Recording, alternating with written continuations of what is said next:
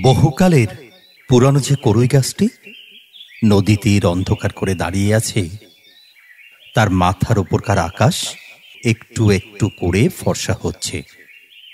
গাছের ঘন ডালপালা এবং ঝিরঝিরে পাতায় জমে আছে গাঢ় অন্ধকার।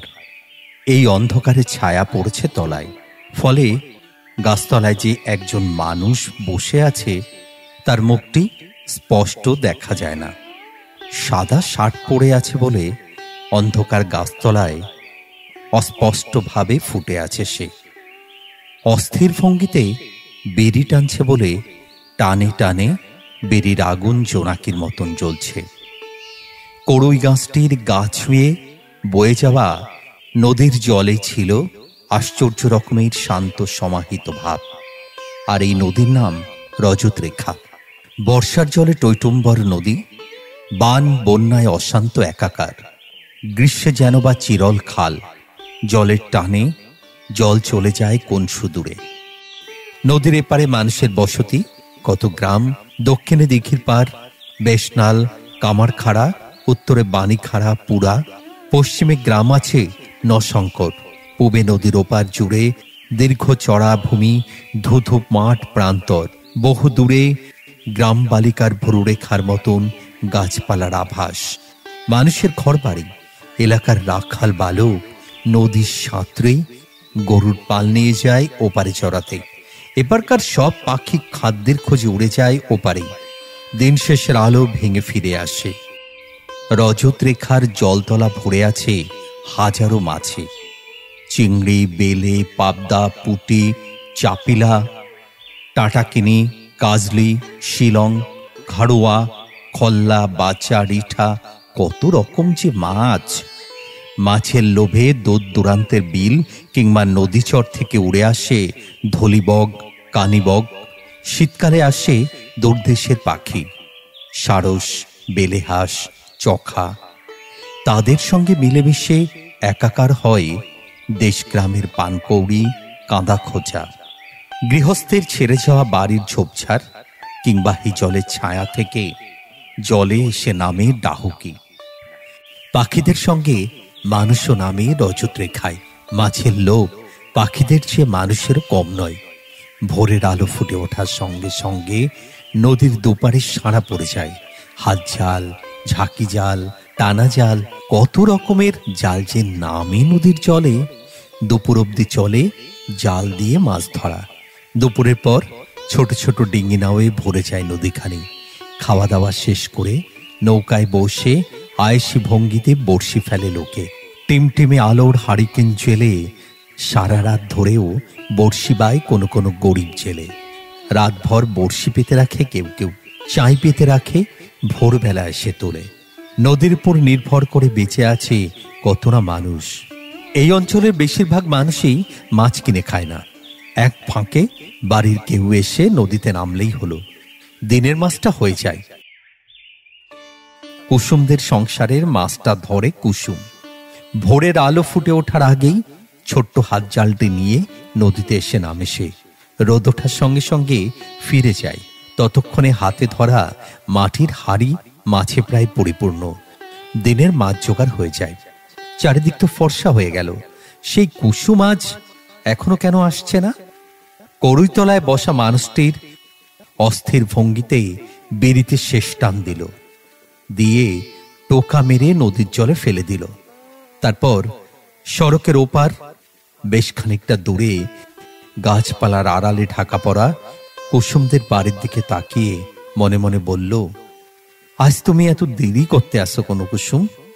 আসো, তাড়াতাড়ি আসো। কুসুম, অকুসুম, যাস না? কুসুম বসে আছে রান্না চালার সামনে। খানিক আগে বিছানা ছেড়েছে সে। ঘর থেকে বেরিয়ে এখানে এসে বসেছে। বসার ভঙ্গিতে আশ্চর্য এক উদাসীনতা ফুটে আছে মেয়েটির। হাত দুটো কোলের উপর রেখে বড় ঘরে চালার দিকে তাকিয়ে আছে সে। বড় ঘরটির পেছনে দুটো জাম আর কয়েকটি সুপুরি গাছ। একটা বাঁশ ঝাড় আছে খানিক দূরে।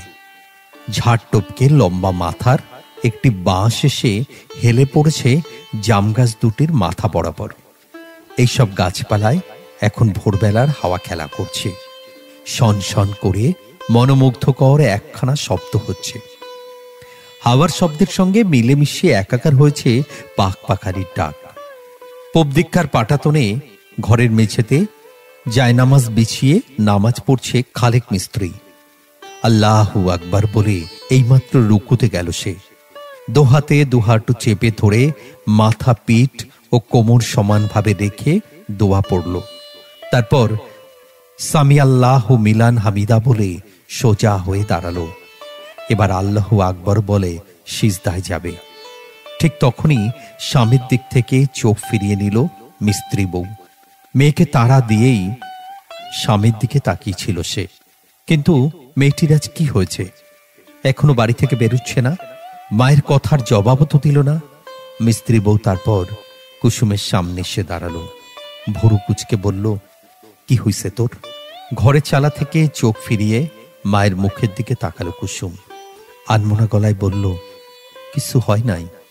তাহলে যে বইয়া রইছস, কি করুম? মিস্ত্রি বউ অবাক হলো। কস কি, গাঙে যাবি না? অদূরে শিশুর মতন মুখ করে কুসুম বলল, আজ গাঙে যাইতে ইচ্ছা করতে আছে না মা। কেন? এমনে, শরীর খারাপ হয়েছে নি? এ কথায় কুসুম বেশ লজ্জা পেল। মাথা নিচু করে বলল, না। তয় আর কি, কইলাম যে এমনি।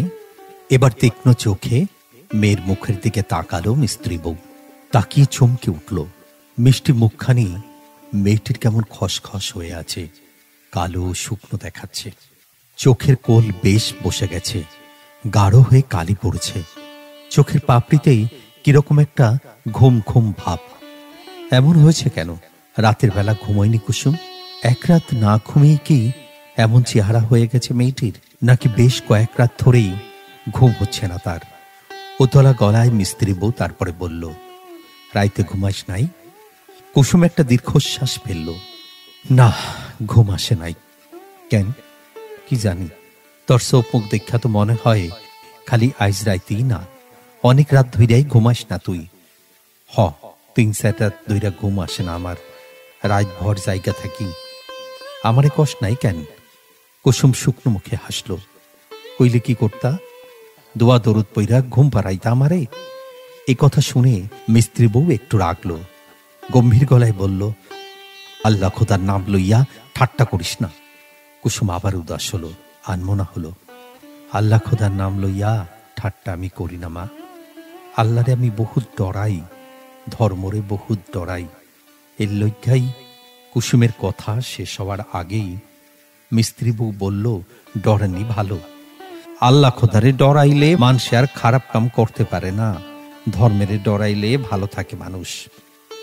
একটু থামলো মিস্ত্রি বউ, তারপরে বলল, তুই কোনো চিন্তা ভাবনা করিস নি? কুসুম ম্লান হাসল। কি চিন্তা করুম? এই বয়সের মাইয়া গো কত পদের চিন্তা থাকে। পুরুষ মানুষের চিন্তা, বিয়া শাদীর চিন্তা। কথাটা শুনে ভেতরে ভেতরে বেশ চমকালো কুসুম, কিন্তু মাকে তা বুঝতে দিল না। চোখ পাকিয়ে মায়ের মুখের দিকে তাকালো। রুক্ষ গলায় বলল, কথা কইও না। মিস্ত্রি বউ সঙ্গে সঙ্গে বলল, তাই ঘুম আসে না কেন তোর? কুসুম উঠে দাঁড়ালো। আমার ঘুম লইয়া তোমার চিন্তা করন লাগবো না, তুমি তোমার কাম করো গিয়া, আমি গেলাম। রান্না চালার এক পাশে রাখা আছে ভেসালের মতো দেখতে একখানা হাত জাল। জালের পাশে রাখা সরু গলার মাটির একখানা হাড়ি। দ্রুত হাতেই জালটা নিল কুসুম, হাড়িটা নিল। দেখে খুশি হয়ে গেল মিস্ত্রি বউ। মাছ ধইরে আসনের পর মাথায় নারকোল তেল দিয়া দিমুনি মা। নারকোল তেলে মাথা ঠান্ডা হয়। তেল দিয়া ভালো কইরা মাথা আশ্রাইয়া দিলে বহুত আরাম লাগবো, ঘুম হইব। বাড়িতে আইসাই ঘুমাইয়া থাকিস তুই, আইজ আর তোর কোনো কাম করন লাগবো না। কিন্তু মায়ের কথা তেমন পাত্তা দিল না কুসুম। মায়ের মুখের দিকে আর তাকালো না, তাকালো পাটাতন ঘরের দিকে। নামাজ শেষ করে কখন ঘর থেকে বেরিয়ে এসেছে খালেক মিস্ত্রি। মাথায় গোল সাদা টুপিটা এখনো আছে তার। বিড়বিড় করে দোয়া দরুদ পড়ছে আর খুবই মনোযোগ দিয়ে মিস্ত্রি কাজের যন্ত্রপাতি রাখার কাঠের বাক্সটা গোছাচ্ছে। অন্য কোনো দিকে তার খেয়াল নেই। এ দৃশ্য দেখে অবাক হলো কুসুম। সে বেরুচ্ছে মাছ ধরতে, বেশ খানিকটা দেরি আজ হয়ে গেছে। তার উপরে মায়ের সঙ্গে হয়েছে এসব কথা। বাবাই আজ কামে যাইতে আসেনি? কোন বাড়ির কামে যায়? স্বামীকে যন্ত্রপাতি বাক্স গোছাতে দেখে মিস্ত্রি বউও কম অবাক হয়নি। কুসুমের কথা শুনেই তার দিকে মুখ ফেরালো না সে। দৃশ্যটির দিকে তাকিয়ে থেকে বলল, কি জানি, আমার তো কিছু কয় নাই। মা মেয়ে দুজনেই তারপর দ্রুত হেঁটে খালিক মিস্ত্রির সামনে এসে দাঁড়ালো। কুসুম কথা বলবে তার আগেই হাসি মুখে মেয়ের মুখের দিকে তাকালো খালিক মিস্ত্রি। কি গো মা, অহনো যাও নাই? কুসুম বলল, যাইতেছি। তারপর একটু থেমে বলল, অ বাবা, কোন বাড়ির কামে যাও তুমি? আমাগো গ্রামের কোনো বাড়িতে না, যাবো ন শঙ্কর মণ্ডল বাড়িতে কাম আছে। মণ্ডল বাড়ির কথা শুনে বুকে কিরকম একটা ধাক্কা লাগলো কুসুমের। মুখে উদাসীনতার ছায়া পড়ল, কেউ তা খেয়াল করল না। মিস্ত্রি বলল, মণ্ডলগো তো বহুত বড় বাড়ি, আমাগো এই বাড়ির চেয়ে অনেক বড়। আমাগো বাড়িতে আমরা 3 শরিক, মণ্ডল বাড়িতে 5 শরিক। আমি যামু হরিপদর সীমানায়। বাপে পোলায় মাছের কারবার কইরা ভালো টেকার মালিক হইছে হরিপদ। দিঘির পারে বাজার থিকা শ্যালে নৌকায় কইরা মাছ চালান দেয় ঢাকার টাউনে। বাড়িতে 2খান ঘর আসিল, বড় ঘরখান চৌসালা, চারদিকে ঢেউ টিনের বেড়া। ছোট ঘরখানাও চৌসালা, তয় বেড়া টিনের না, মুলিবাসের। ওই বেড়া অহন বদলাইব, ঢেউ টিনের বেড়া লাগাইব ঘরে। টিন কাঠ বেবা কাইন্না রাখছে, আজ থেকে কাম করুম আমি। এই কাম শেষ হইলে আর একখান বড় কাম আছে হরিপদ বাড়িতে। একমাত্র পোলা হইল পবন, পবনের বিয়া করাইব। এর লেগে একখান পাটাতন ঘর উঠাইব বাড়িতে। ওই ঘরটার কামও আমি করুম। এই 1.5 মাস ভালোই কাম থাকবো হাতে। কথা শেষ করে বাক্সটা কাঁধে নিল মিস্ত্রি। তারপর কুসুমের দিকে তাকালো, তাকিয়ে অবাক হলো। কোন ফাঁকেই একেবারেই আনমনা হয়ে গেছে মেয়েটি, কি যেন ভাবছে। মিস্ত্রি হাসি মুখে বলল, কি গো মা, কি চিন্তা করো? কুসুম একটু চমকালো, তারপর বাবার মুখের দিকে তাকিয়ে ম্লান হাসল। কিছু না, তাই লও বাহির হই। কুসুম কথা বলার আগেই মিস্ত্রি বউ বলল, মাইয়ার লগে বাইর হইয়া আপনার লাভ কি? মাইয়া যাইব একদিকে, আপনি যাইবেন আর একদিকে। মিস্ত্রি আবার হাসল। তবুও বাপ মাইয়াই এক লগে কামে বাইর হইলাম, এইটা চিন্তা কইরা আমার বহুত ভালো লাগবো। কুসুম যদি আমার মাইয়া না হইয়া পোলা হইতো, বহুত ভালো হইতো। কেন, পোলা আপনার আছে না? যে আছে সে তো আমার পোলা না, জমিদারের পোলা। ঘুম দীক্ষা উঠে বেলা 10টায়। ও যদি পবনের মতন কামের হইতো, তাইলে আমাগো সংসারের চেহারা গুইরা যাইতো। এই বুইরা কালে মিস্ত্রিগিরি করণ লাগতো না। হনো, মালিক রে আজ বাজারে পাঠাইও 2 বোতল কীটনাশক যেন আইনা রাখে। এরি খেতে মাজরা পোকা হইছে, পানির লগে ওষুধ মিশাইয়া পিস্কারি দিয়া খেতে ছিটাইয়া দেওয়ান লাগবো, নইলে কিন্তু ধান বাঁচবো না। মণ্ডল বাড়ির কাম আর ক্ষেতের ধান, এই 2টা এক কইরা এই বছরই কুসুমের বিয়া দিয়ে দেমু। বিয়ের কথা শুনে হঠাৎ করেই ছটফট করে উঠল কুসুম। চঞ্চল গলায় বলল, আমি যাই বাবা, আমার দেরি হইয়া গেল। মেয়ের মুখের দিকে তাকিয়ে আবার হাসল মিস্ত্রি। আর একটু খাড়াও মা, একলগেই যাই। মিস্ত্রি বউ বিরক্ত হয়ে বলল, মাইয়া ডারে আটকাইয়া রাখতে আসেন কেন? ওর লগে আপনি কেমনে যাইবেন? নাস্তা পানি না খাইয়া বাড়ির থান বাইর হইবেননি? দুপুররা খাওয়ন লইয়া যাইবেন না? হিন্দু বাড়ির কামে যাইবেন, এই কথা তো আমার আগে কেন নাই। মিস্ত্রি অবাক গলায় বলল, কওনের কি আছে? কামের লগে হিন্দু বাড়ি আর মুসলমান বাড়ির সম্বন্ধ কি? সম্বন্ধ আছে। হিন্দু বাড়িতে কি আপনি খাইতে পারবেন? গুড়মুড়ি লইয়া যান, আইজগার মতন খাইয়া লইয়েন, কাল থিকা আটার রুটি বানাইয়া দেমু। মুখের কাঁচা পাকা দাড়িতে হাত বুলিয়ে অমায়িক গলায় মিস্ত্রি বলল, এইসব লইয়া তুমি চিন্তা কইরো না। গুড়মুড়ি মণ্ডল বাড়ির থিকাও দিবে আমারে। আটার রুটি না, দুপুরে ভাতই খাওয়াইব। ধর্ম এত সস্তা জিনিস না যে হিন্দু বাড়ির ভাত খাইলে চইল্লা যাইব। তারপর মেয়ের দিকে তাকালো মিস্ত্রি। লমা। কুসুম কোনো কথা বলল না, বাবার পিছু পিছু দ্রুত হাঁটতে লাগলো। বারবারই তখনও ছাড়িয়ে যায়নি। পেছনে মিস্ত্রি বউর গলা শুনতে পেল 2জন মানুষ। চিৎকার করে ছোট মেয়েটিকে ডাকছে সে। ও পরি, অপরি, ওঠ না, বেলা হইয়া গেল, তাও ঘুম ভাঙে না মাইয়ার। ও পরি, ওঠ। হাঁটতে হাঁটতে মেয়ের মুখের দিকে তাকালো মিস্ত্রি, হাসল। তোর মার কামটা দেখছো মা? জুবান পোলাডা ঘুমাইয়া রইছে, তারে ডাকে না, ডাকে ছোট মাইয়া ডারে। কুসুম দীর্ঘ নিঃশ্বাস ফেলে বলল, দুনিয়াতে মাইয়াকে কোনো দাম নাই। পায়ে চলা পথটির পাশে বিষণ্ণ একখানা মাঠ পড়ে আছে। মাঠের উত্তরে গ্রামের মসজিদ, এখনো পাকা হয়নি মসজিদ। টিনের বিশাল একখানা ঘরে 5 ওয়াক্তের নামাজ আদায় করে মুসল্লিরা। ইমাম আছে মাওলানা আব্দুর রহিম। মসজিদের লাগোয়া বাঁধানো ঘাটলায় সুন্দর একখানা পুকুর। পুকুরের 3 পার জুড়ে নানা রকমের আগাছার জঙ্গল। সেই জঙ্গল ফুটো করে আকাশে মাথা তুলেছে বেশ কয়েকটা হিজল, মাদার আর একটি গাব গাছ। গাব গাছটির খোরলে থাকত অতিকায় লম্বা শরীরের প্রাচীন এক কালজাত সাপ। কিছুকাল হলো আবাস পাল্টেছে সে। দিনমান চারিদিকের ঝোপ জঙ্গলে চড়ে। রাতের বেলা এশার নামাজ সেরে মুসল্লিরা যখন বাড়ি ফিরে যায়, চারিদিক যখন গভীর নির্জনতায় ডোবে, ঝিঝির ডাক আর গাছের পাতা ছুঁয়ে বয়ে যাওয়া হাওয়ার শব্দ ছাড়া আর কোনো শব্দ শোনা যায় না। লম্বা শরীর টেনে সাপটি তখন এসে ঢোকে মসজিদের ঘরে। ইমাম সাহেব যেখানে সেজদায় যান, সেই জায়গাটির পাশে শুকনো শীতল মাটিতে শরীর গুটিয়ে পড়ে থাকে। ফজরের আজানের সময় মানুষের সাড়া পেয়ে জায়গাটা সে ছেড়ে যায়। তবে আচমকা ঘুম ভাঙার ফলে মেজাজটা খুবই তিরিক্ষি থাকে কালজাতের। চারপাশের সব মানুষকে দংশাতে ইচ্ছে করে। পুকুরের এপার মাঠের কোণে আছে একটি বকুল গাছ। গাঢ় সবুজ পাতায় আচ্ছন্ন হয়ে আছে গাছটি। এই গাছতলায় গ্রামের বিচার সালিশ বসে। ইমাম সাহেব বিচার করেন। খুবই পরহেজগার লোক তিনি। গোড়ালি অব্দি লম্বা সাদা ধবধবে পাঞ্জাবি পরে থাকেন, পাঞ্জাবির তলায় লুঙ্গি। তবে সেই লুঙ্গি বলতে গেলে দেখাই যায় না, পাঞ্জাবির আড়ালে চাপা পড়ে থাকে। পায়ে স্পঞ্জের স্যান্ডেল ইমাম সাহেবের। মাথায় সারাক্ষণই আছে সাদা গোল টুপি। টুপির চারপাশে জরির কাজ করা, ভাটার মতন চোখে তার সুরমা দেওয়া। গাবের ডালার মতন শক্ত হাতে তসবি। গাভীন গরুর পেটের মতো মোটা শরীর থেকে ভোর ভোর করে বেরোয় আতরের তীব্র গন্ধ। মুখের দাড়ি লম্বা হয়ে বুক ছুঁয়েছে। কাঁচা পাকায় মেশানো দাড়ি মেহেন্দির রঙে রাঙানো। এই মানুষের কথা অমান্য করে কার সাধ্য? ইমাম সাহেবের বিচার দেশের আইন কানুনের তোয়াক্কা করে না।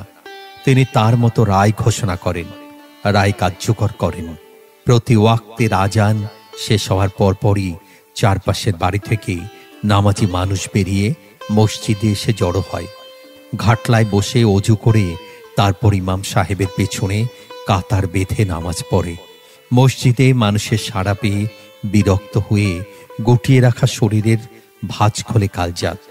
তারপর টিনের বেড়া এবং তলার ফাঁক দিয়ে শরীর গলিয়ে বেরিয়ে যায়। আজও গেছে, তবে বেশি দূরে নয়। মসজিদের পেছনটা ঝোপঝাড়ে আকীর্ণ, দিনমান ছায়াময়, শীতল একখানা ভাব জায়গাটায়। সাপটি আজ এই জায়গায় চড়ছে। গতিটা ধীর মন্থর, কিন্তু মেজাজটা তিরিক্ষি। অকারণেই ফনা তুলতে ইচ্ছা করছে। ওপরের পাটিতে ভাঁজ করে রাখা বীজদাঁত খুলে দংশাতে ইচ্ছা করছে কাউকে। বোধহয় এই জন্যই থেকে থেকে মাথা তুলে চারপাশটা দেখছিল কালজাত। ঠিক কালজাতের ভঙ্গিতে ইমাম সাহেবও আজ মাথা তুলছিলেন। মাথা তুলে আকাশের দিকে তাকাচ্ছিলেন। খানিক আগে নামাজ শেষ করে যে যার বিষয়কর্মে ফিরে গেছে। কেবল ইমাম সাহেব যায়নি। সামনের মাঠটায় পায়চারি করছেন। মেজাজটা কেন যে খারাপ হয়ে আছে তার। এই অবস্থায় কুসুম পড়ে গেল তার মুখোমুখি। এমনিতেই বেশ আনমনা ছিল মেয়েটি। তার উপর চারিদিকে পরিষ্কার আলো ফুটে উঠছে দেখে দ্রুত পায়ে হাঁটছিল। ইমাম সাহেবকে সে খেয়াল করেনি, ফলে মাথায় ঘুমটা দেওয়ার কথা মনে ছিল না। এই ব্যাপারটি মাথায় আগুন ধরিয়ে দিল ইমাম সাহেবের। তসবি ধরা হাত বাড়িয়ে কুসুমের পথ রোধ করলেন তিনি। এই সামরি, খাড়া! থতমত খেয়ে দাঁড়ালো কুসুম। ইমাম সাহেব বললেন, তুই খালেক মিস্ত্রির মাইয়া না? হ। মাথায় ঘোমটা নাই কেন? কুসুম অপরাধীর গলায় বলল, ঘোমটা দিতে মনে আসিল না। এবার ফনা তোলা কাল জাতির মতন হিস করে উঠলেন ইমাম সাহেব। বেশরম, বেত্তমিজ মাইয়া, আবার মুখে মুখে কথা কয়। ঘোমটা দিতে মনে আসিল না? আগে না হয় মনে আসিল না, এতক্ষণ ধইরা যে আমার সামনে খাড়াইয়া রইছস, ঘোমটাটা দিলি না কেন? কুসুমেরটা ঠোক গেল, অসহায় গলায় বলল, কেমনে ঘোমটা দিমু? আমার এক হাতে জাল আর এক হাতে হাড়ি। কিন্তু এ কথায় বিন্দুমাত্র নরম হলেন না ইমাম সাহেব, বরং আরো রাখলেন। দাঁত কটমটিয়ে বললেন, আরে কস কি তুই? জাল হাড়ি ফালাইয়া দে, আগে পর্দা, তারপর অন্য কাম। এরপর কুসুম একটু রাখলো, মুখ গোছ করে গম্ভীর গলায় বলল, আমার মতন মানুষের পর্দা চলে না। পেটে ভাত না থাকলে পর্দে দিয়া কি হইব? জাল হাড়ি ফালামো কেন? আমি মাছ ধইরা না আনলে বাড়ির মানুষে খাইব কি? আগে খাওন, তারপরে পর্দা। ইমাম সাহেব কল্পনাও করেননি মেয়েটি তার সামনে দাঁড়িয়ে এতগুলো কথা বলবে। তিনি একেবারে আকাশ থেকে বললেন। হা করে কুসুমের মুখের দিকে খানিকটা তাকিয়ে রইলেন। তারপর আগের মতোই দাঁত কটমটিয়ে বললেন, আমার সামনে খাড়াইয়া এইভাবে কথা? তোরে তো আমি কোতল কইরা ফালামু। একে বেপরদা, তার উপর বড় বড় কথা। তোরে তো আল্লাহও আমার হাত থেকে বাঁচাইতে পারবো না। কুসুম নির্বিকার গলায় বলল, আল্লাহ যদি না বাঁচায় তাইলে আর বাঁচুম কেমনে? আল্লাহ না বাঁচাইলে মানুষ কি বাঁচে?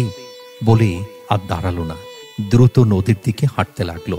ইমাম সাহেব তখনও তাকিয়ে আছেন কুসুমের দিকে। বিশাল ক্রোধে বুক ফেটে যাচ্ছে তার। নদীর জলে পা ছোঁয়াবে কুসুম। করইতলার মানুষটি তার পেছনে এসে দাঁড়ালো। এত দেরি করলা কেন? আমি সেই কখন থেকে বসে আছি। গলায় অভিমান এবং অপেক্ষার কষ্ট ছিল মানুষটির। শুনে বুকটা মোচড় দিয়ে উঠল কুসুমের। মানুষটির দিকে মুখ ঘুরিয়ে দাঁড়ালো সে। মুহূর্তের জন্য চোখ তুলে তার মুখের দিকে তাকালো, তারপরই চোখ নামিয়ে দিল। মাছ রাখার হাড়িটা আছে পায়ের কাছে, দুহাতে বাগিয়ে ধরেছিল জাল। আলতো করে সেই জাল বুকের কাছে দাঁড় করালো কুসুম। তিনটে সরু বাঁশ ত্রিভুজের মতো করে বাঁশের তিন কোণে বেঁধে দেওয়া হয়েছে জাল। জালের যে মাথা দুহাতে ধরে জলের তলা দিয়ে ঠেলে নিতে হয়, সেই মাথায় বাঁশ দুটো সামান্য বাড়িয়ে রাখা। বুকের কাছে দাঁড় করাবার ফলে জালের এই মাথাটি এখন কুসুমের মুখ ছাড়িয়ে অনেক দূরে উঠেছে। হঠাৎ করে তাকালে মনে হয় জালের ফাঁদে আটকা পড়েছে কুসুম। সে নিজেই যেন রজত রেখার একখানা অসহায় মাছ। হাত জালে তাকে বন্দি করেছে কোনো এক চতুর ছেলে। কিন্তু এসবের কোনো কিছুই খেয়াল করল না মানুষটি। বলল, আমি যখন বরুইতলায় আসলাম তার অনেকক্ষণ পর মোরগে বাঘ দিল, আজান হইল, আসমানে চাঁদ আসিল, চাঁদের আলোয় নশঙ্কর থেকে হাইটটা আসছি। কুসুম নরম গলায় বলল, কেন আসছেন? মানুষটি দুঃখী গলায় বলল, জানো না কেন আসছি? তোমার লগে দেখা না কইরা কামে যাইতে পারি না আমি। আজ মাছের চালানের লগে নিজেরও ঢাকা যাওনের কথা আমার। শ্যালো নৌকায় বরফ দেওয়া মাছ বইরা পয়সা রইছে মাঝিরা। আমি না গেলে নৌকা ছাড়ব না। আমার অনেক দেরি হইয়া গেল। কুসুম দীর্ঘশ্বাস ফেলল। কেন যে আপনি এমন করতে আছেন? এমন আমি করতে চাই না, সত্যই করতে চাই না। চাই তোমার বইলা চাইতে, বইলা থাকতে পারি না। আমার শুইয়া শান্তি নাই, বইসা শান্তি নাই, খাইয়া শান্তি নাই, কামে শান্তি নাই। সব সময় আমার খালি তোমার কথা মনে হয়। তোমার মুখখান খালি আমার চোখের সামনে দেখি। ঘুমাইলে স্বপ্ন দেখি তোমারে, জায়গা থাকলে স্বপ্নের মতন দেখি তোমারে। কোনটা স্বপ্ন কোনটা সত্য বুঝতে পারি না। ঘুমে থাকি না সজাগ হেয়াও বুঝতে পারি না। রাত কাটে ছটফট কইরা, খালি মনে হয় কখন সকাল হইব, কখন করুতলায় যাবো, কখন তোমার মুখখান একটু দেখুম। তোমার মুখ না দেখা আমার শান্তি নাই। কুসুম মনে মনে বলল, আমারও তো এমন হয়। আমিও তো এক ফোঁটা ঘুমাইতে পারি না রাতে। খালি মনে হয় সকাল হয় না কেন, গাঙের পারে যাই না কেন আমি। আমারও তো আপনার মুখখানা খালি দেখতে ইচ্ছা করে। আপনার কথা ভাইবা দেখেন, আমার মুখখানা কেমন শুকাইয়া গেছে। চোখ দুইটা দেখেন কেমন বৈশা গেছে। চোখের কোলে এমন কইরা কালি পড়ছে, যেন চোখে কাজল দিছি আমি। কিন্তু মুখে কুসুম বলল অন্য কথা। আমি তো আজ গাঙ্গে আসতে চাই নাই। কথাটা শুনে আতকে উঠলে মানুষটি। কেন আসতে চাও নাই? আপনার লেগা? আপনি যে কি শুরু করছেন? খারাপ কিছু তো আমি করতেছি না। আমার মন চায় তোমারে দেখতে। আমি তোমারে দেখতে আসি। মন চাইলে কি সব কাম করতে পারে মানুষে? আমার মনও তো কত কিছু চাই, জোর কইরা মন রে বাইন্ধা রাখি আমি। তুমি পারো, আমি পারি না। কেন পারেন না আপনি? কইতে পারি না। আমার খালি মনে হয় তোমার মুখখান একবার না দেখলে আমার কোনো কাম হইব না। তোমার মুখ না দেখা আড়তে গেলে কোনো মাছ পাম না। বরফ দেওয়া মাছ নৌকায় উঠাইয়া দেখুম, বরফের মধ্যে থাইকা পয়সা গেছে ব্যাভাক মাছ। হাজার হাজার টাকা লোকসান হইয়া যাইব। আমি সেই লোকসানেরে ডরাই না, আমি ডরাই নিজেরে, আমি ডরাই মরণেরে। আমার খালি মনে হয় একদিন তোমার মুখ না দেখলে আমি আর বাঁচুম না, আমি মইরা যামু। আজ তুমি না আইলে এই গাছতলায় বৈশা বৈশাহী মইরা যাইতাম আমি। কথা বলতে বলতে শেষ দিকে গলা ধরে এলো মানুষটির। চোখ ছল ছল করে উঠল। মানুষটির মুখের দিকে তাকাতে পারল না কুসুম। বুকটা উথাল পাথাল করছে তার, চোখ দুটো ফেটে যেতে চাইছে। তবু নিজেকে সামলালো কুসুম। নদীর দিকে তাকিয়ে বলল, এমন করণ ঠিক হইতেছে না আপনি। মন শান্ত করেন, জোর কইরা বান্ধেন মনেরে। মা বাপের একমাত্র পোলা আপনি। আপনারে লইয়া কত স্বপ্ন তাগো। বাড়িতে পাটাতন ঘর উঠাইব আপনার বাপে, আপনারে বিয়া করাইব। মা বাপের কথা মতন বিয়া কইরা ফালান। বিয়া করলে সব ঠিক হইয়া যাইব। না, ঠিক হইব না। পাটাতন ঘরে সোনার পালঙ্কে রাজকন্যা লইয়া শুইলেও ঘুম আসব না আমার। আমার খালি তোমার কথা মনে হইব। তুমি লগে থাকলে আমার কোনো পাটাতন ঘর লাগবো না, খাট পালঙ্ক লাগবো না। তোমার লইয়া গাছতলায় শুইয়া থাকলেও সুখে ঘুমাইতে পারো আমি। তুমি ছাড়া কেউ আমার বউ হইতে পারবো না। কুসুম অসহায় গলায় বলল, এই কথা কইন না। এই কথা শুনলে আমার পাপ হইব। কিসের পাপ? এবার নিজেকে আর ধরে রাখতে পারল না কুসুম। বুক ফেটে গেল তার, চোখ ফেটে গেল।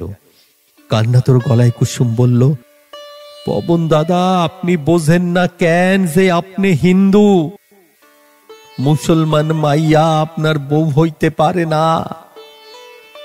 ফ্যাল ফ্যাল করে কুসুমের মুখের দিকে তাকিয়ে রইল পবন।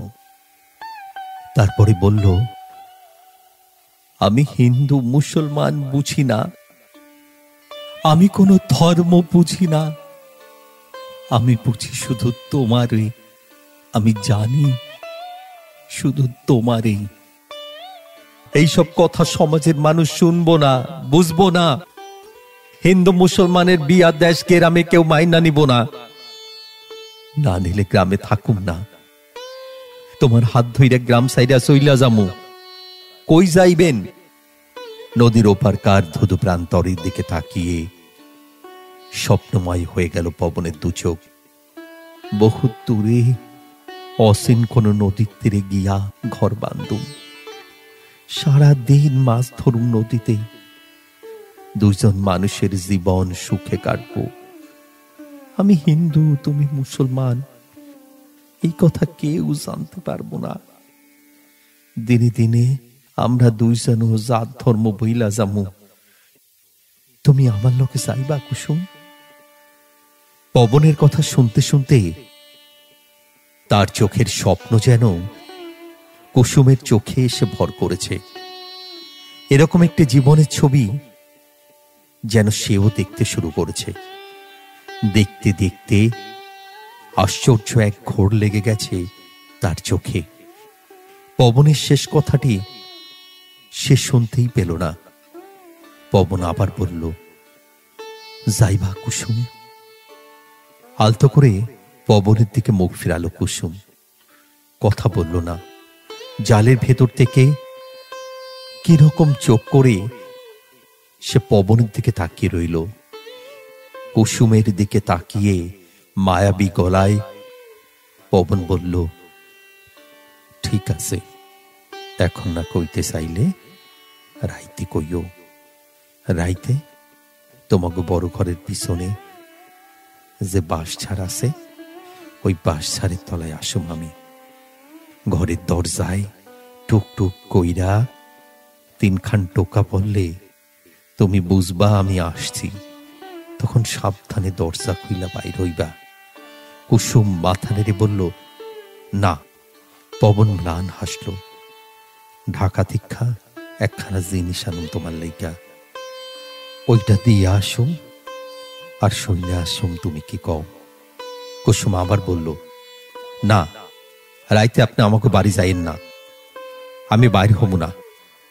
কেন? এমনি যা শুনতে চান এখনই শুই না যান। আমি আপনার লগে কোনোখানে যাবো না। আল্লাহরে আমি বহুত ডরাই, ধর্মের বহুত ডরাই। ধর্ম ত্যাগ আমি করতে পারুম না। আমার আশা আপনি সাইরা দেন। পবন অবুঝ গলায় বলল, না, তা আমি ছাড়ুম না। রাইতে তোমাকে বাঁশঝাড় তলায় গিয়া দাঁড়াইয়া থাকুম। তোমার ইচ্ছা হইলে বাহির হইবা, ইচ্ছা না হইলে হইও না, আমি দাঁড়াইয়াই থাকুম। পূবের আকাশ ঘাড়ুয়া মাছের মুখের ভেতরকার মতন লাল হয়ে উঠেছে। কখন সূর্য উঠেছে। নদীর দুপারে জড়ো হচ্ছে মাছলোভী মানুষ। এসব দেখে পবন আর দাঁড়ালো না। করইতলা ছাড়িয়ে দ্রুত হেঁটে সড়কের দিকে চলে গেল।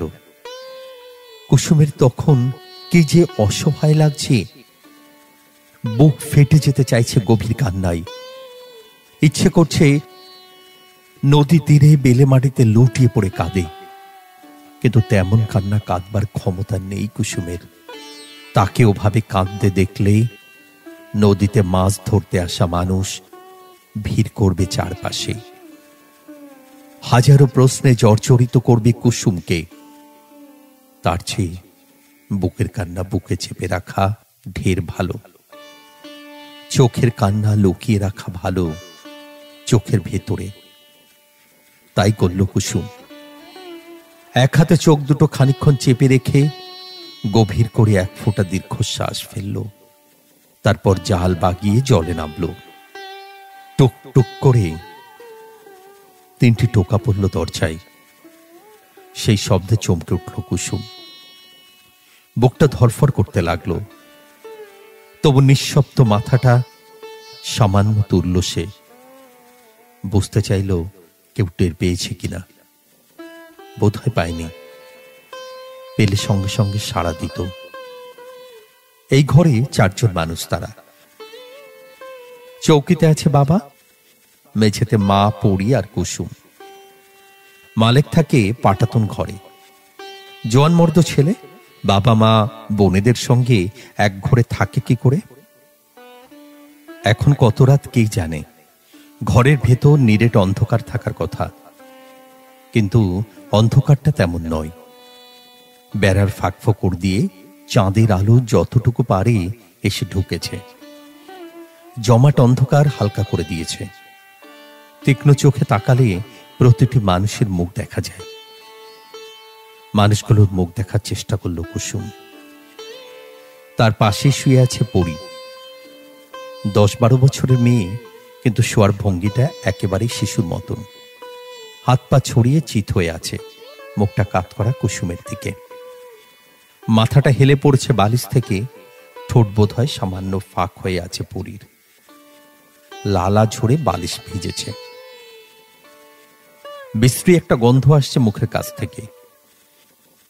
নিশ্চয়ই গভীর ঘুমে পড়ি, নয়তো হাত দিয়ে লালা মুছত। পরীর ওপাশে শুয়ে আছে মা। অদ্ভুত এক অভ্যাস আছে মায়ের, যখন শোয়ে শাড়ির আঁচলে মুখখানে একেবারে ঢেকে শোয়। ঘুমোয় না জেগে থাকে বোঝা যায় না। মায়ের দিকে তাকিয়ে কুসুমের ইচ্ছে হলো দু আঙ্গুলের ডগায় আলতো করে ধরে আঁচলটা সরিয়ে দেয় মুখ থেকে। ঘুমিয়ে আছে সে না জেগে? না, তা করা ঠিক হবে না। যদি ঘুমিয়ে থাকে মা, তাহলে মুখ থেকে আঁচল সরাবার সঙ্গে সঙ্গে জেগে যাবে, ধরফর করে উঠে বসবে। আর যদি জেগে থাকে, তাহলে অবাক হয়ে জিজ্ঞাসা করবে, কি হয়েছে কুসুম, এমন করতে আসোস কেন, বাইরে যাবিনি? রাত বেরিতে একা ঘরের বার কখনো হয় না কুসুম। মা কিংবা পরীকে ডেকে নেয়। মায়ের মুখের দিকে কুসুম তারপর মগ্ন হয়ে তাকিয়ে রইল। কান পেতে বোঝার চেষ্টা করল তার শ্বাস প্রশ্বাসের শব্দ। গভীর ঘুমে ডুবে থাকা মানুষের শ্বাস প্রশ্বাস বেশ গভীর হয়।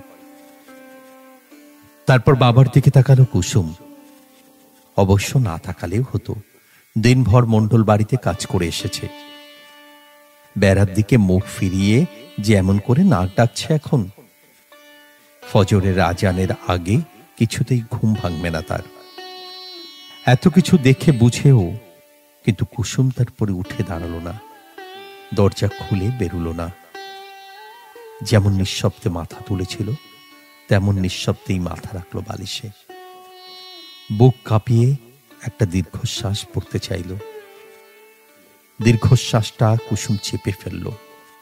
দীর্ঘশ্বাসের শব্দ যেন কেউ না জানে, দীর্ঘশ্বাসের শব্দে যেন কেউ না জাগে। নদী তীর থেকে ফিরে আসার সময়ই কুসুম ভেবে রেখেছিল রাতের বেলা কিছুতেই ঘর থেকে বেরুবে না। যতক্ষণ ইচ্ছে বাসতলায় দাঁড়িয়ে থাক পবন। কতক্ষণই বা থাকবে? অপেক্ষা করতে করতে বিরক্ত হয়ে একসময় নিশ্চয় ফিরে যাবে। আর যদি একান্তই না যায়, সকাল হলে তো যাবেই। লোকজন জেগে ওঠার পর আর কি দাঁড়িয়ে থাকতে পারবে? অপেক্ষা করতে করতে বিরক্ত হয়ে একসময় নিশ্চয়ই ফিরে যাবে সে। কাল থেকে নদীতে আর মাছ ধরতে যাবে না কুসুম। মাকে বলবে তার শরীর খারাপ, মা হয়তো পরীকে পাঠাবে। পরী ছোট্ট মানুষ, কুসুমের মতন দ্রুত মাছটা ধরতে পারবে না। সময় লাগবে, তবু কাজ তো চলবে। কিছুদিন নদী তীরে না গেলে, কুসুমের সঙ্গে দেখা না হলে টানটা পবনের কমে যাবে। যদি দরকার হয়, নদী তীরে কুসুম আর কোনোদিনও যাবেই না। কোনো না কোনোভাবে মাকে বোঝাবে। মণ্ডল বাড়ির কাজ শেষ করে কুসুমের বিয়ে দেবে। ততদিনে ক্ষেতের ধানও উঠবে ঘরে। সব মিলিয়ে 2-3 মাসের ব্যাপার। 2-3টে মাস পবনের সঙ্গে আর দেখা নাই বা হলো। তারপর পবন আর তাকে পাবে কোথায়? কোথাকার কোন গ্রামে বিয়ে হয়ে যাবে তার। বছর 2 বছরে একবার বাপের বাড়ি নাওর আসবে। পবনের সঙ্গে এই জীবনে হয়তো আর দেখাই হবে না। কিন্তু পবনের কথা কি একেবারেই ভুলে যেতে পারবে কুসুম? চোখ জুড়ে কি থেকে যাবে না পবনের মায়াবী মুখখানি? মনে কি রয়ে যাবে না তাকে নিয়ে অচিন নদী তীরে গিয়ে ঘর বাঁধতে চেয়েছিল একজন মানুষ? সে কোনো সমাজ মানতে চায়নি, সে কোনো ধর্ম মানতে চায়নি। দূর কোনো গ্রামে গৃহস্থ বাড়ির বউ হয়ে স্বামী সংসারে নিয়ে যখন ব্যস্ত হবে কুসুম, হঠাৎ হাওয়ায় তার কাছে কি ভেসে আসবে না পবনের গায়ের একটুখানি গন্ধ? মনের ভেতরটা কি আনচান করে উঠবে না তার? পবনের কথা ভেবে কুসুম কি তখন উদাস হবে না? সারা জীবনের জন্য এ কোন কষ্টের মধ্যে পড়ে গেল কুসুম। এই যে পবন এখন বাঁশ ঝাড় তলায় দাঁড়িয়ে আছে, এই কষ্টই তো সহ্য করতে পারছে না সে। তার কেবল মনে হচ্ছে কাল রাত দুপুরে বাড়ি থেকে বেরিয়েছিল পবন, দীর্ঘক্ষণ অপেক্ষা করে কুসুমের সঙ্গে দেখা করেছে। তারপর শ্যালো নৌকায় চড়ে গেছে ঢাকায়। ফিরতে ফিরতে নিশ্চয়ই রাত হয়েছে। দুপুরে ভাত খেয়েছে কিনা, রাতে ভাত খেয়েছে কিনা কে জানে। এক পলকের জন্য ঘুমিয়েছে কি ঘুমোয়নি কে জানে। বাসার তলায় এসে অপেক্ষা করছে। যে মানুষটি এত কষ্ট করছে কুসুমের জন্য, কুসুম কি কিছুই করবে না তার জন্য? কুসুম মনে মনে বলল, আর একটু খাড়ান পবন দাদা, আমি আসতেছি। তো এইটাই আমাকে শেষ দেখা। আমি আপনারে মাথায় কিরা দেব। আজকার পর আপনি আমার লগে আর দেখা করতে পারবেন না। দেখা করতে চাইলে আমার মরা মুখ দেখবেন। আপনার লাইগা মইরা যামু আমি। বাঁশঝাড়ের মাথার উপর কাত হয়ে আছে খয়া চাঁদ। চাঁদের আলো তেমন স্বচ্ছ নয়, রজত রেখার জলের মতন সামান্য ঘোলাটে। এরকম আলোয় মানুষের ঘরবাড়ি কেমন দুঃখী মনে হয়, যেন বা অনাদিকালের কোনো গভীর দুঃখ বুকে চেপে দাঁড়িয়ে আছে।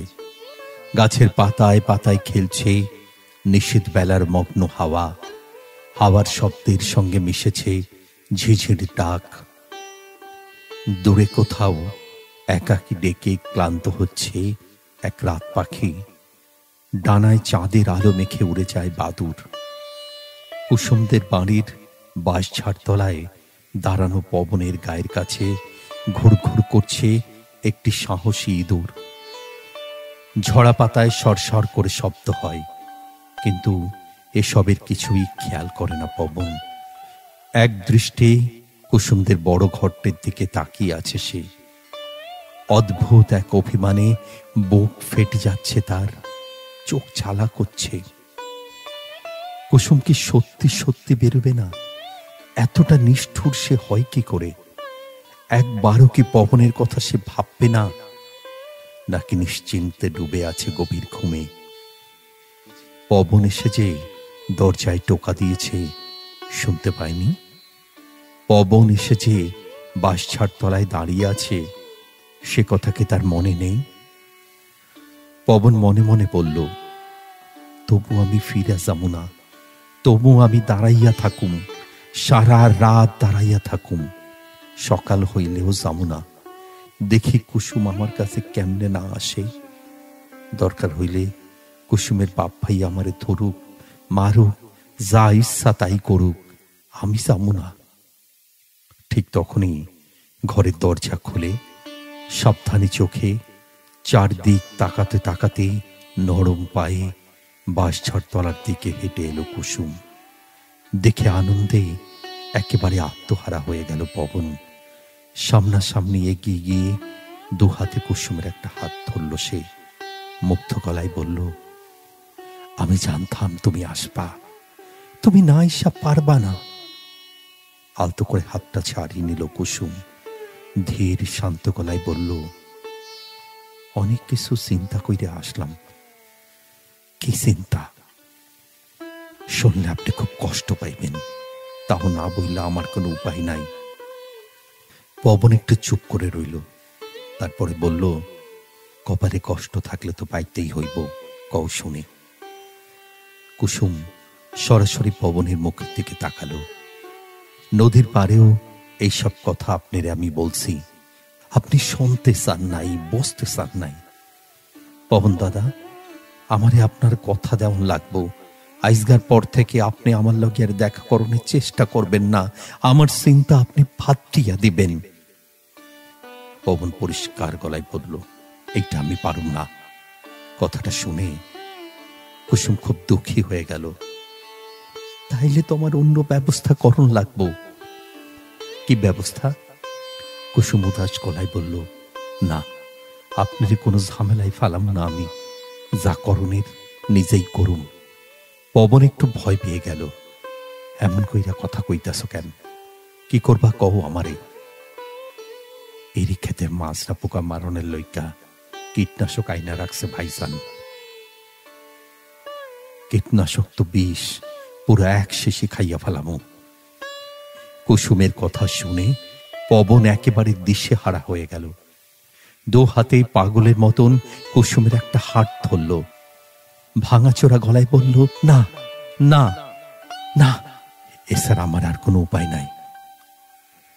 উপায় থাকবো না কেন? আমি তো তোমারে বললাম চলো, দেশ গ্রাম সাইডা পলাইয়া যাই, তুমি রাজি হইতেছ না কেন? এটা আমার পক্ষে সম্ভব না। কেন সম্ভব না? এমন হয় না দুনিয়াতে? হিন্দু মাইয়া পলাইয়া যায় না মুসলমান পোলার হাত ধইরা? মুসলমান মাইয়া পলাইয়া যায় না হিন্দু পোলার হাত ধইরা? যায়, কিন্তু আমি তেমন মাইয়া না। আমি আপনারে কতবার কমু, আমি আল্লাহরে বহুত ডরাই, ধর্মরে বহুত ডরাই। প্রেম কোনো ধর্ম মানে না। আমার দেখো, আমি তো মানতাছি না। সবাই একরকম হয় না। আপনি যা পারতে আছেন, আমি তো পারতে আছি না। এবার কুসুমের হাত দুটো আরো শক্ত করে চেপে ধরল পবন। কাতর গলায় বলল, তুমি এমন কইরো না কুসুম, তুমি আমার একটু দয়া করো। আমার জীবনটা তুমি নষ্ট কইরা দিও না, আমার মনটা তুমি ভাঙা দিও না কুসুম। আমি শুনেছি তোমাকে ধর্মে আছে একজন মানুষের মন ভাঙা আর একখান মসজিদ ভাঙা সমান কথা। আমি হিন্দু হইতে পারি, কিন্তু মানুষ তো। আমার মন তুমি কেন ভাঙবা? পবনের অনুনয়ে বুকটা হু হু করতে লাগলো কুসুমের। তীব্র কান্নায় ফেটে যেতে চাইল চোখ। তবু নিজেকে আগের মতন শক্ত করে রাখলো সে। নির্বিকার গলায় বলল, আপনি এমন করলে আমার সামনে একটাই রাস্তা। নিজের অজান্তেই কুসুমের হাত ছেড়ে দিল পবন। অপলক চোখে খানিক তাকিয়ে রইল কুসুমের মুখের দিকে। তারপর গভীর একটা দীর্ঘশ্বাস ফেলল।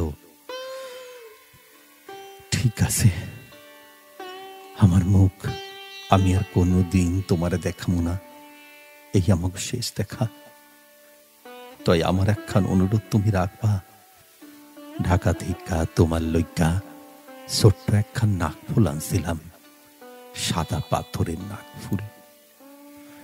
কোনদিন আমার কথা মনে কইরা এই নাকফুলটা তুমি বইরো।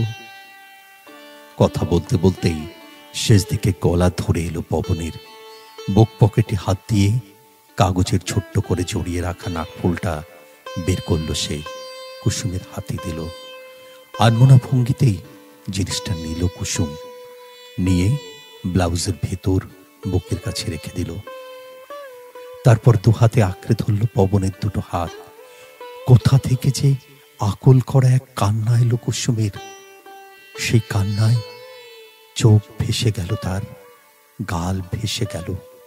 কাঁদতে কাঁদতে কুসুম বলল, পবন দাদা, আমি আপনারে বহুত কষ্ট দিলাম, মন ভাঙা দিলাম আপনার, আপনি আমায় মাফ কইরা দিয়েন। এ কথায় পবনেরও বুক ফেটে গেল, চোখ ভেসে গেল কান্নায়। দুহাতে পাগলের মতন কুসুমকে সে বুকে চেপে ধরল। জড়ানো গলায় বলল, মানুষের ধর্ম মানুষের কেন মানুষের কাছ থেকে দূরে সরাইয়া দেয়? নিজের অজান্তেই কুসুমও কখন জড়িয়ে ধরেছে পবনকে। হু হু করা কান্নায় বুক ভাসছে পবনের। রাত দুপুরে খালেক মিস্ত্রির বাঁশঝাড় তলায় দুজন মানুষের জড়াজড়ি করে দাঁড়িয়ে থাকতে দেখল মিস্ত্রি বাড়ির 3 শরিকের এক শরিক কানা হাসেন। পেচ্ছাপ করতে বেরিয়ে উঠোনের কোণের দিকটাই এসেছে সে। লুঙ্গি তুলে মাত্র বসতে যাবে, দেখে বাঁশঝাড়ের আলো আধারিতে এই দৃশ্য। প্রথমে খুব চমকেছে। কানা মানুষেরা সব এক চোখ দিয়ে দেখে। এক চোখ দিয়ে দেখা কোনো কোনো বাস্তব দৃশ্য কখনো কখনো অবাস্তব মনে হয়। তার উপরে সেই চোখে যদি থাকে ঘুম ঘুম ভাব, তাহলে তো কোনো কথাই নেই। কানা হাসেমেরও তাই হলো। দৃশ্যটি তার একেবারেই বাস্তব মনে হলো না। মনে হলো সে কোনো অলৌকিক দৃশ্য দেখছে। গৃহস্থ বাড়ির বাঁশঝাড়গুলোতে নিয়মিত আসা যাওয়া করেন তেনারা। রাত দুপুরে ম্যাটম্যাটে জ্যোৎস্নায় সাদা পোশাক পরে আকাশে মাথা ঠেকিয়ে দাঁড়িয়ে থাকেন মত্তগুলো। মাদিগুলো ইনিয়ে বিনিয়ে কাঁদেন। তেমন দুজন বোধ হয় খালেক মিস্ত্রির বাসার তলায় আজ মিলিত হয়েছেন। মদ্যটা পরে আছেন সাদা পোশাক, মাদিটা ইনিয়ে বিনিয়ে কাঁদছেন। তারপর আর কথা কি, তোলা লুঙ্গি মুহূর্তে নামিয়ে ফেলল হাসেম। তলপেটের একেবারে তলায় নেমে আসা পেশাব কখন যে ওপরের দিকে উঠে গেল হাসেম তার টেরই পেল না। বাবা গো বলে পেল্লায় একখানা দৌড় দিয়ে ঘরে মাত্র ঢুকতে যাবে, খোলা দরজায় বউকে দেখতে পেল। একই উদ্দেশ্যে ঘর থেকে বেরুচ্ছিল হাসেমের বউ।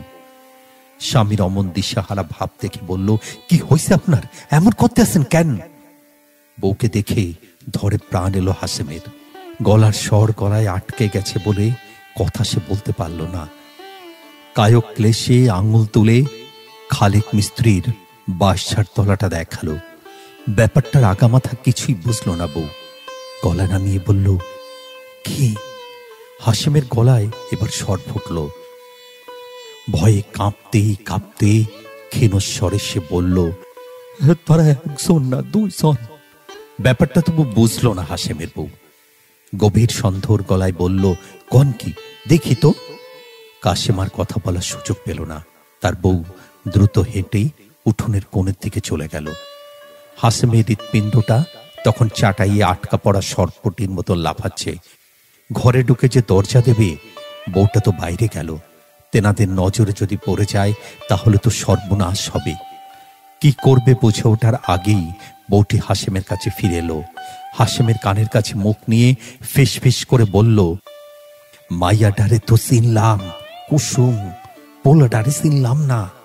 এ কথা শোনার সঙ্গে সঙ্গে কানা কাশেম একেবারে বীর পুরুষ হয়ে গেল। সিনা টান করে বলল, কও কি, বাস তলায় তাইলে কৃষ্ণ লীলা চলতাছে? তুমি এক কাম করো, বাড়ির বেবাকেরে ডাইকা উঠাও, আমি যাইয়া মালিকেরে ডাকি। সাইড দিক দিয়া বের দিয়া ধরি দুইজনেরই কৃষ্ণলীলা ছুটাইয়া দিন। বউ কি বলল হাসেম আর পাত্তা দিল না। লুঙ্গি কাছা মেরে দ্রুত তবে একেবারে নিঃশব্দে খালেক মিস্ত্রির পাটাতন ঘরের পেছন দিকটায় গিয়ে দাঁড়ালো। ঘরের এই দিকটায় জানলার সঙ্গে মালিকের চৌকি। জানলা খোলা রেখে ঘুমায় মালিক, আজও রেখেছে। সেই জানলার সামনে দাঁড়িয়ে গলা যতটা সম্ভব খাটো করে মালিককে ডাকতে লাগলো হাসেম। মালিক, ও মালিক, ওঠ ওঠ, তাড়াতাড়ি ওঠ। 2-3 বার ডাকার পর সাড়া দিল মালিক। জানলার দিকে তাকিয়ে কানা হাসেমকে চিনতে পারল। ধরফর করে বিছানায় উঠে বসল। কি হয়েছে? মুখের হাসি কান পর্যন্ত টেনে হাসেম বলল, তগ পাঁচ তলায় কৃষ্ণলীলা হইতে আসি, তাড়াতাড়ি আয়। মালিক কিছুই বুঝল না, তবে দরজা খুলে বেরুল। বাসতলায় তখন মিস্ত্রি বাড়ির লোকজন তো আছেই, আশেপাশের বাড়ির থেকেও লোকজন এসে জুটেছে। চারিদিক থেকে ঘিরে ধরেছে পবন আর কুসুমকে। কানা হাসেমের বউ খুবই তৎপরতার সঙ্গে করতে পেরেছে কাজটা। লোকজন বেশ হাল্লা চিল্লা করছে। পবন আর কুসুম আছে স্তব্ধ হয়ে। মালিককে নিয়ে বাঁশঝাড় তলায় এসেই প্রকাণ্ড একখানা লাফ দিল কানা হাসেম। চিৎকার করে বলল, এই বাড়িতে কৃষ্ণলীলা, এত বড় সাহস! তা কেষ্ট ঠাকুরটা কে? সবেধন নীলমণি চোখটি তীক্ষ্ণ করে পবনের মুখের দিকে তাকালো হাসেম। পবনকে চিনতে পেরে আরো জোরে চিৎকার দিল, আরে এইটা তো নশঙ্করের পবনা, হইরা জাউল্লার পোলা, হিন্দু পোলার লগে মুসলমান মাইয়ার কৃষ্ণলীলা। হায় হায় রে, মিস্ত্রি বাড়ির ইজ্জত আর রইল না। এই মালিক, গরু বান্ধনের দড়ি ল, বান মালাউনের বাচ্চা রে। মালিক নড়ল না। পা দুটো যেন মাটিতে গেঁথে গেছে তার, টেনে তুলতে পারছে না। তার বোন কুসুম করেছে কাজ, এ যেন তার বিশ্বাসই হচ্ছে না। খালেক মিস্ত্রি, মিস্ত্রি বউ আর পড়িও এসে দাঁড়িয়েছে ভিড়ের মধ্যে। বয়সের তুলনায় পড়ি একটু বোকাশোকা। ব্যাপারটার বিন্দু বিসর্গ বুঝতে পারছিল না সে। মাকে জিজ্ঞাসা করল, অমা কি হইছে, এত মানুষ কেন এখানে? বুবু কি করতে আসে? পড়ির কথা চাপা পড়ে গেল খালেক মিস্ত্রির হুঙ্কারে। থাবা দিয়ে কুসুমের চুলের মুঠি ধরল সে।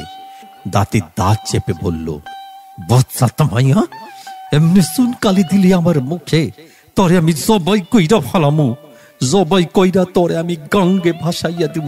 আয় ঘরে আয়।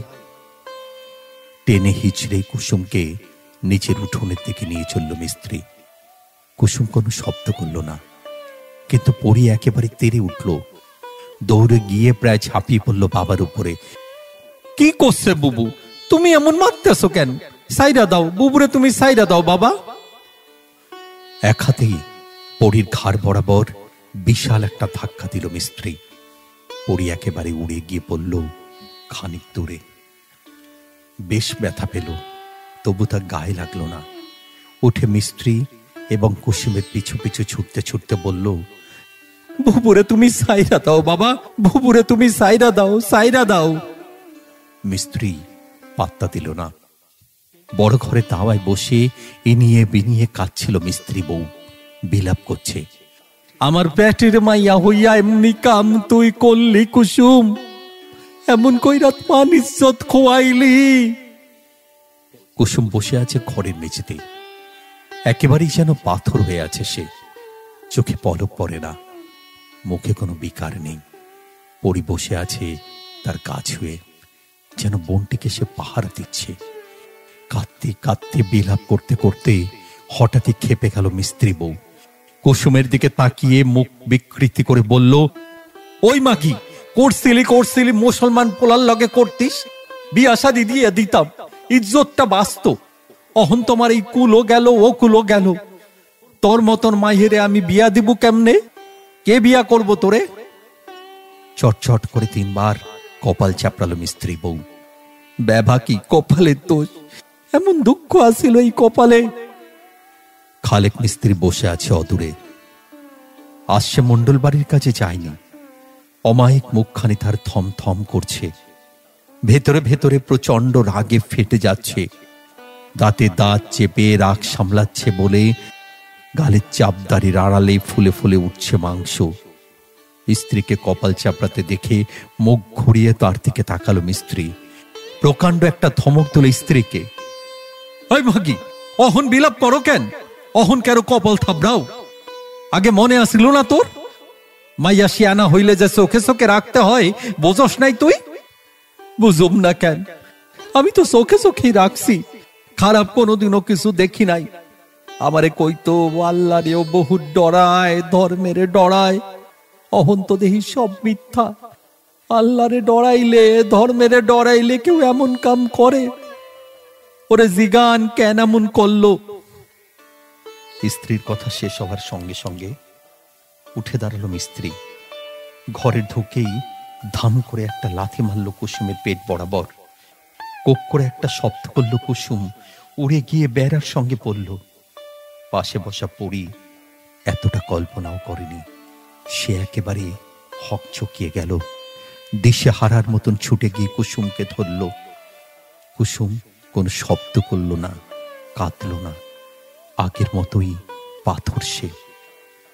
চোখে পলক পড়ে না, মুখে কোনো বিকার নেই। কুসুমকে বোধ হয় আরো মারত মিস্ত্রি। মালিককে দেখে মারল না। মালিক এসে দরজার সামনে দাঁড়িয়েছে। মুখখানা লজ্জিত দুঃখিত তার। ছেলেকে দেখে ঘর থেকে বেরুতে বেরুতে মিস্ত্রি বলল, পবনারে কি করছে? মালিক বলল, ১৫০০ টাকা জরিমানা। ইমাম সাহেব বিচার করছে। মন্ডলের আইছিল পবনারে সারাইয়া নিতেই।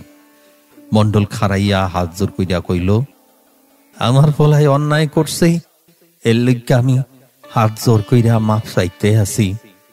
বিচারে আপনারা আমার ফলারে যে শাস্তি দেন আমি মাইনা নিমু। তাই আমার একখান কথা আছে।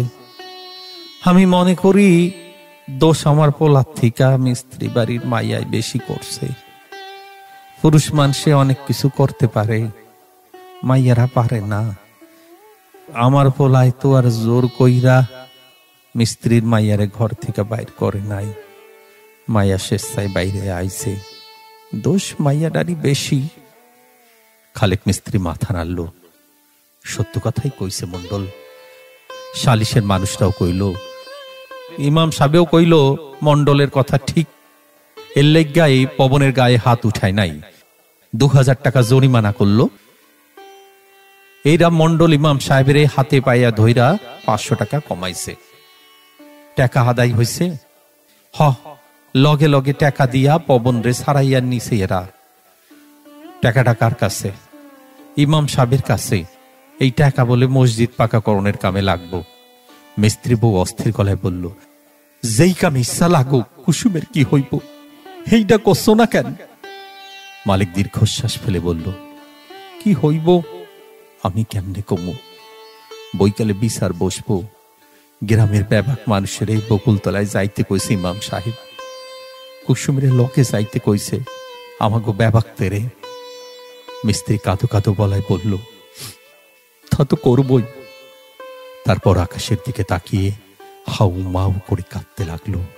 কাঁদতে কাঁদতে বলল, বৈকালের আগে আমারে তুমি উঠায় নাও আল্লাহ, আমারে তুমি মরণ দাও। এই অপমান আমি সহ্য করতে পারুম না। মসজিদ ঘরটির পেছন দিককার জঙ্গলে দূর করছে একটি মেঠো ইঁদুর। চঞ্চল চোখে এদিক যায় ওদিক যায়, আর বুভুক্ষের মতন খাদ্য খুঁজে বেড়ায়। কালজাত সাপটি ছিল হিজল গাছের নিচের দিকটায় একটি ডাল পেঁচিয়ে। বিকেলের মুখে মুখে তীক্ষ্ণ এক টুকরো রোদ এসে পড়ছে কালজাতের গায়ে। শরীর এত তেল তেলে সাপটির রোদ পড়ে পিছলে যাচ্ছিল। রোদের তাপ সইতে পারে না কালজাত। বিরক্ত হয়ে শরীরের প্যাচ খুলেছে, ছায়া খুঁজতে যাবে। জিভ বের করে শুনে বকুলতলায় বহু মানুষের হল্লা চিল্লা, আর জঙ্গলের ছায়াময় তুরতুর করছে একটি মেঠো ইঁদুর। মানুষের হল্লা চিল্লার শব্দ ভুলে কালজাত তারপর আততায়ীর মতন নিঃশব্দে এগুতে লাগলো মেঠো ইঁদুরের দিকে। পবিত্র কোরআন মাজিদেই আল্লাহ তাআলা তার প্যারের নবী হযরত মুহাম্মদ সাল্লাল্লাহু আলাইহি ওয়াসাল্লামকে বলছেন, হে নবী, তোমার স্ত্রীগণ, তোমার কন্যাগণ এবং মোমেন স্ত্রীগণকে বলিয়া দাও যে তাহারা যেন তাহাদের চাদর নিজেদের মুখমণ্ডলের উপরে ঘোমটা আকারে টানিয়া দেয়। বিশ্বাসী নারীদের বলো তাহারা যেন তাহাদের দৃষ্টিকে সংযত করে এবং তাহাদের লজ্জা স্থান রক্ষা করে।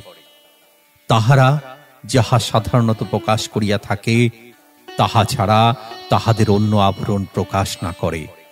তাহাদের গ্রীবা বা বক্ষ যেন মাথার কাপড় দ্বারা আবৃত করে। ঘাটলার অদূরে মাঠের কোণে একটি হাতলওয়ালা চেয়ারে বসেছেন ইমাম সাহেব। তার পেছনে মসজিদ ঘর, সামনে বকুল গাছ। মাঠের এদিকটা এসে জড়ো হয়েছে সারা গ্রামের লোক। কেউ দাঁড়িয়ে আছে, কেউ বা বসে, তবে কারো মুখে কোনো শব্দ নেই। ইমাম সাহেব কথা বলার সময় কথা বলো তো দূরের কথা, সামান্য শব্দ পর্যন্ত করতে পারবে না কেউ। খালেক মিস্ত্রি আর মালিক বসে আছে পাশাপাশি। দুজনের চেহারা আর বসার ভঙ্গিতে ফুটে আছে গভীর অসহায়ত্ব, লজ্জা। তাদের পেছনে সার ধরে দাঁড়িয়ে আছে মিস্ত্রি বউ, পড়ি এবং কুসুম। বিকেলবেলা রোদ উঠে গেছে মসজিদ ঘরের চালায়, গাছপালার মাথায়। তবুও কোত্থেকে কেমন করে যেন রোদের মোলায়েম একটি টুকরো এসে পড়েছে কুসুমের মুখে। সেই আলোয় কুসুমকে একেবারে অচেনা মানুষ মনে হয়। এই মুখখানি যেন এতদিনকার কুসুমের নয়, এ মুখখানি যেন অন্য কারো, একরকম নির্বিকার মুখ। এরকম নির্বিকার মুখ কি কোনো মানুষের হয়? কুসুমের চোখে কোনো পলক পড়ছিল না। ভিড় করা মানুষের মাথার উপর দিয়ে সে তাকিয়ে আছে আকাশের দিকে, কিন্তু আকাশ দেখছিল না কুসুম। কি যে দেখছিল কেউ তা জানে না। কথা শেষ করে কুসুমের দিকে তাকালেন ইমাম সাহেব। তসবি ধরা হাতের আঙ্গুল তুলে বললেন, এই মাইয়া মুমিন না, এই মাইয়া হইল কামিম। সে কোনো পর্দা মানে না। সে মাছ ধরতে নদীতে যায়, সে কোনো ঘোমটা দেয় না। ঘোমটা দেওয়ার কথা বললে সে ইমাম সাহেবের মুখে মুখে তক্ক করে, ইমাম সাহেবের চোখ রাঙ্গায়। এ কথা শুনে লোকজনের মধ্যে গুঞ্জন ওঠে। এ ওর মুখের দিকে তাকিয়ে কুসুমের নিন্দেই মুখর হয়। ইমাম সাহেব হুঙ্কার ছাড়েন, খামোশ! সঙ্গে সঙ্গে স্তব্ধ হয় সবাই। গাছের পাতায় হাওয়া বয়ে যাওয়ার শব্দ ছাড়া আর কোনো শব্দ থাকে না। ইমাম সাহেব বললেন, আমার কথা শোনে না, এত বড় কলিজারা পাটা মাইয়ার আমি কি কাঠমোল্লা উল্টা পাল্টা ফতোয়া দেই? আমি প্রথমে হইলাম কারি, তারপর হইলাম হাফেজ, তারপর মাওলানা। সহি কইরা মানে শুদ্ধ কইরা কোরআন শরীফ পড়তে শিখছি, তারপর কোরআন শরীফ মুখস্থ করছি, তারপর শিখছি কোরআনের অর্থ। দেশ গ্রামের ব্যাপক মানুষ আমারে মানে, আর এই মাইয়া মানে না। যেদিন আমার লগে বেয়াদপি করছে ওই দিনই আমি বুঝছি এই মাইয়া বদ চরিত্রহীন, ওর মনে যা চায় ও তাই করতে পারে। খালি মা বাপ ভাই বোনের ইজ্জত ডুবাই নাই, বংশের ইজ্জত ডুবাই নাই, পুরা গ্রামের ইজ্জত ডুবাইছে। ওই মিয়ারা কি বলেন আপনারা, ডুবাই নাই? লোকজন সমস্বরে বলল, ডুবাইছে ডুবাইছে। ইমাম সাহেব খালেক মিস্ত্রির দিকে তাকালেন। তুমি কি কও মিস্ত্রি? এখানে সে বসার পর থেকে মাথা নিচু করে আছে খালেক মিস্ত্রি। ইমাম সাহেবের কথায় আরো নিচু হয়ে গেল, থুতনি গিয়ে হাঁটুতে লাগলো তার। জড়ানো গলায় কোন রকমে সে বলল, যে হুজুর ডুবাইছে। তাই তোমার মাইয়াই যে ব্যভিচার করছে তুমি তা স্বীকার করলা? এই কথার সঙ্গে সঙ্গে কানা হাশেম লাফ দিয়ে উঠে দাঁড়ালো। স্বীকার না কইরা যাইব কই? বাড়ির ব্যাপক মানুষে গিয়া বের দিয়া ধরছে। পয়লা দেখছি আমি, দেখা তো ডরাইয়া গেছি, মনে করছি বাসতলায় জিনপুরীর মিলন করছে। পরে দেখি না, জিনপুরি না তো, অত আমাকে কুসুম আর অত ন শঙ্করের পব না। পরে আমি গিয়া তো মালিকরে ডাইককে উঠাইছি। কিরে মালিক, উঠাই নাই? মালিক কোনো কথা বলল না। পোপ্পারার নাদের দাঁড়িয়ে ছিল তার বন্ধু মিজানের সঙ্গে। হাশেমের কথা শুনে মিজানের দিকে তাকিয়ে বলল, হাশেম মন্দির পথে কানা হইলে কি হইব, আসল জিনিস ব্যাবাকি দেখে। নাদেরের কথায় কেউ খেয়াল করল না। কানা হাশেম তারপর ইমাম সাহেবকে বলল, মালিক রে আপনি জিগান হুজুর। ইমাম সাহেব মালিকের দিকে তাকালেন। কথা সত্য নাকি মালিক? মালিকও তার বাবার মতন মাথা নিচু করল, ক্ষীণ গলায় বলল, সত্য। তাইলে আর কোনো সাক্ষীর দরকার নাই? যেই বাপ স্বীকার করে মাইয়ার ব্যভিচার করছে, যেই ভাই স্বীকার করে তার বোন ব্যভিচার করছে, সেই মায়ের ব্যভিচার প্রমাণের জন্য আর কোনো সাক্ষী সাবুত লাগে না। এই মাইয়ার বিচার এখন করা যায় কি মিয়ারা, করা যায় না? লোকজনের সমস্যারে বলল, যায় যায় যায়। তসবি ধরা হাত নিচের দাড়িতে একবার বুলালেন ইমাম সাহেব। তারপর আকাশের দিকে তাকিয়ে গম্ভীর গলায় বললেন, কোরআন শরীফে আল্লাহ তাআলা পরিষ্কার বলিয়াছেন, যাহারা আল্লাহর প্রদত্ত বিধান মতে বিচার মীমাংসা না করিবে, নিশ্চয়ই তাহারা কাফের রূপে পরিগণিত হইবে। আমি আল্লাহর খাস বান্দা, আমি কাফের হইতে পারি না। আল্লাহ পাকের বিধান মতে এই মাইয়ার বিচার আমি করিব। ভাই সাহেব, সূরা বাকারার ২য় পারায় ২২১ নম্বর আয়াতে আল্লাহ পাক বলিয়াছেন, রমণী দিগকে কাফের পুরুষের সঙ্গে বিবাহ দিও না, যদি সেই কাফের পুরুষ তোমাদের চিত্ত আকর্ষণ করে। এই মাইয়া কাফেরের সঙ্গে অর্থাৎ হিন্দু ছেলের সঙ্গে মন দেওয়া নেওয়া করেছে, অন্যথা কুকাজ করেছে, আল্লাহর কথা কোরআনের কথা শুনে নাই। এই মাইয়ার বিচার আল্লাহ পাকের বিধান মতোই করতে হবে। ব্যভিচার সম্বন্ধে সূরা নূরের 18 পারায় 2য় আয়াতে বলা হইয়াছে, ব্যভিচারিণী নারী এবং ব্যভিচারিণী পুরুষ তাহাদের প্রত্যেককে 100 কোড়া লাগাও এবং আল্লাহ তাআলার বিধান পালনে তাহাদের দুইজনের প্রতি তোমাদের মনে করামাত্র দয়া আসা উচিত নহে। যদি তোমরা আল্লাহ তাআলার প্রতি এই কিয়ামত দিবসের প্রতি বিশ্বাস রাখো, আর উভয়কে শাস্তি প্রদান করিলে একদল মুসলমানের উপস্থিতি প্রয়োজন। একটু থামলেন ইমাম সাহেব, তারপর বললেন, ব্যভিচারী পুরুষটি এখানে নাই, আপনাদের উপস্থিতিতে তার বিচার আমরা করেছি। 100 জোড়া তাকে মারা হয় নাই, 1500 টাকা জরিমানা আদায় করা হয়েছে। ওই টাকায় মসজিদ পাকা করার কাজে লাগবে। এখন শুধু মাইয়ার বিচার হবে। আল্লাহর বিধান মতে 100 জোড়া কোরা মারতে হবে এই মাইয়াকে। কানা হাশেম বলল, কোরা পাইবেন কই হুজুর? ইমাম সাহেব হাসলেন, হারে নাদান, কোরা মানে কোরা না, ঝাড়ু দিয়েও কোরার কাজ চলে। যা মসজিদ থেকে বড় শলার ঝাড়ুটা নিয়ে আয়। কানা হাসিম মহা উৎসাহে মসজিদ ঘরের দিকে ছুটে গেল। লোকজনের চোখ তখন কুসুমের দিকে, কিন্তু কুসুম আগের মতোই নির্বিকার, মুখখানি পাথরের মতো, চোখে পলক পড়ে না। পাশে দাঁড়িয়ে যে ফুসফুস করে কাঁদছে মা, মুখে আঁচল চাপছে বারবার। কুসুম তা খেয়ালই করল না, খেয়াল করল পরি। মাকে ধাক্কা দিয়ে বলল, মা কান্দো কেন তুমি, কি হয়েছে? অদূরে দাঁড়ানো কানা হাশেমের বউ চাপাসর একটা ধমক দিল পরীকে, এই সেবরি চুপ কর তুই। পরিও প্রায় খেকিয়ে উঠতে গিয়েছিল। কানা হাশেমকে ঝাড়ু হাতে ছুটে আসতে দেখে থেমে গেল। ইমাম সাহেব বললেন, গাছের লগে প্যাঁচ দিয়া বান্ধো, ঝাড়ু মারার সময় যেন দৌড়াইয়া পালাইয়া না যায়। ইমাম সাহেবের পায়ের কাছে ঝাড়ুটা রেখে দৌড়ে গিয়ে কুসুমকে ধরল কানা হাশেম। তার সঙ্গে জুটল মোল্লাবাড়ির বদর। কোত্থেকে যেন গরু বাঁধার এক গাছা দড়ি নিয়ে এলো বদরের বড় ভাই মোতালেব। মুহূর্তে বকুল গাছের সঙ্গে পেঁচিয়ে বেঁধে ফেলল কুসুমকে। দৃশ্যটি দেখে কেউ কোনো কথা বলল না। হাহাকার করে উঠল কেবল পরি। মাকে ধাক্কা দিয়ে বলল, মা ববুরে বাঁধে কেন? তোমরা কিছু কও না? ও বাবা, ও ভাইজান, তোমরা কিছু কও না, ববুরে বাঁধে কেন? মিস্ত্রি বউয়ের কান্না তখন আরো বেড়েছে। এতক্ষণ চাপা স্বরে কাঁদছিল, এবার গুনগুন করে শব্দ হচ্ছে। খালেক মিস্ত্রির চোখও শুকনো নেই। 2 হাঁটুর মাঝখানে মুখ গুজে নিঃশব্দে চোখের জল ফেলছে সে। মালিক হঠাৎ করেই উঠে দাঁড়িয়েছে। এর দৃশ্য সে সহ্য করতে পারবে না, ভিড় ঠেলে বেরিয়ে যাবে। ইমাম সাহেব ঝাড়ু হাটে উঠে দাঁড়ালেন। মালিকের দিকে তাকিয়ে বললেন, এই সামরা কই যাস? খাড়াই হানি, এই মেয়ার শাস্তি বাপ ভাইয়ের চোখের সামনে দিতে হইব।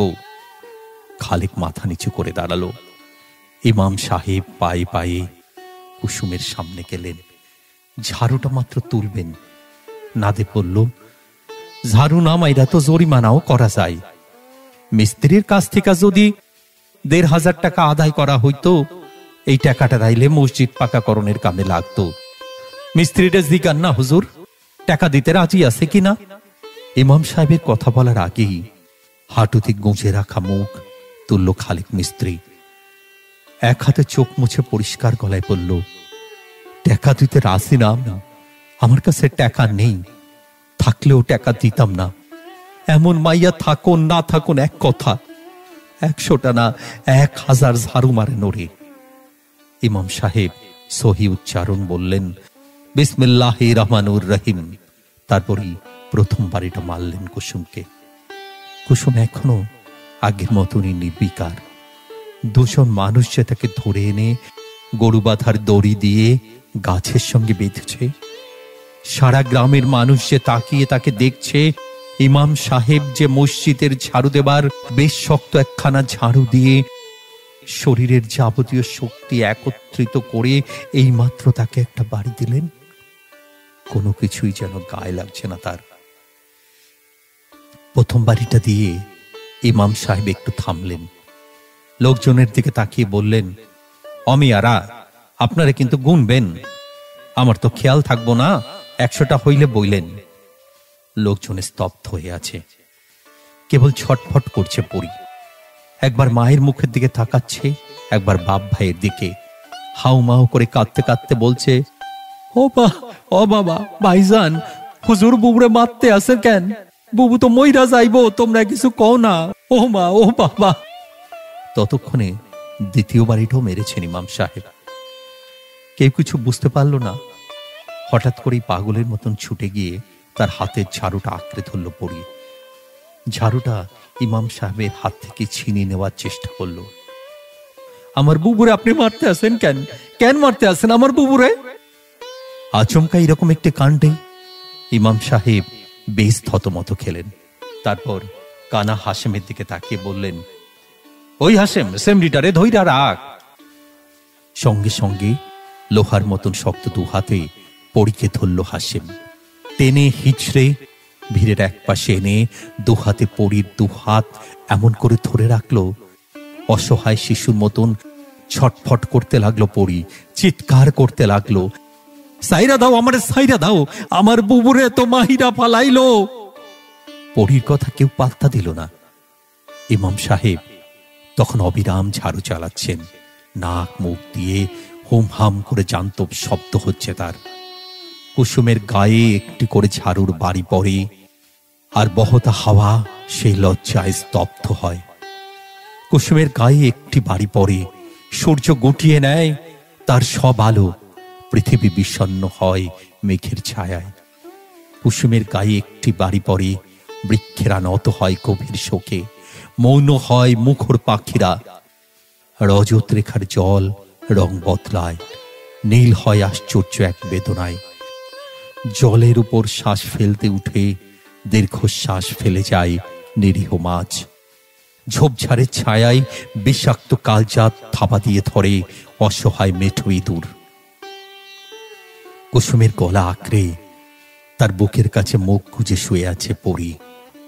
সন্ধ্যের মুখে মুখে এই অতটুকু শরীরের যাবতীয় শক্তি একত্রিত করে প্রায় হাঁচড়ে পাঁচড়ে কুসুমকে সে বাড়ি নিয়ে এসেছে। মা, বাবা এবং তাদের একমাত্র ভাইটি কেউ ফিরেও তাকায়নি কুসুমের দিকে। বাড়ি ফিরে একটা কথাও বলেনি কেউ। প্রত্যেকেই যেন কুসুমের মতন পাথর হয়ে গিয়েছে। প্রাণ ছিল কেবল পরীর। বোনের জন্য কি রেখে কি করবে কিছু যেন বুঝতে পারছিল না সে। একবার বোনকে জড়িয়ে ধরে, একবার ছোট্ট দুহাত বোনের মাথায় পিঠে বুলিয়ে দেয়। ঝাড়ুর বাড়িতে ক্ষতবিক্ষত হয়ে যাওয়া শরীর খুঁটিয়ে খুঁটিয়ে দেখে, গভীর মমতায় সান্ত্বনা দেয় বোনকে। তুমি খুব ব্যথা পাইছো বুবু, হুজুরে তোমারে যেমনে মারলো আমি জানি তুমি খুব ব্যথা পাইছো। আমারে তো কানা হাশেম ধইরা লাগলো, নইলে আমি তোমারে মার খাইতে দিতাম না। দরকার হইলে তোমার মাইডার নিচে খাইতাম। আমারে যত ইচ্ছা মারতো হুজুর, আমি কিছু কইতাম না। কথা বলতে বলতে কেঁদে দেয় পরী, কিন্তু কুসুম নির্বিকার। একবারও পরীর মুখের দিকে তাকায়নি, একবারও কোনো কষ্টের শব্দ করেনি। খড়ের মেঝেতে বিছানো ছেঁড়া খোড়া হুগলার বসেছিল তো বসেই ছিল, চোখের পলক পড়ে না, বুক কাঁপিয়ে পড়ে না শ্বাস প্রশ্বাসের শব্দ। একেবারেই বাজে পড়া মানুষ যেন। এই বাড়িতে আর চুলো জ্বলেনি। বাড়ির মানুষের কারো পেটে কিছু পড়েনি। খিদের কথা যেন মনে নেই কারো। কুসুমকে সান্ত্বনা দিতে দিতে পড়ি এক সময় ফিসফিস গলায় বলেছিল, সারাদিন তুমি কিছু খাও নাই বুবু, আমি জানি তোমার খুব খিদা লাগছে। ব্যাবাক্তি ঘুমানোর পর সুপি সুপি টিন থিকা মুড়ি ঢাইলা আনুম, দুজনে মিল্লা খামুনে, আসো অহন শুইয়া থাকি।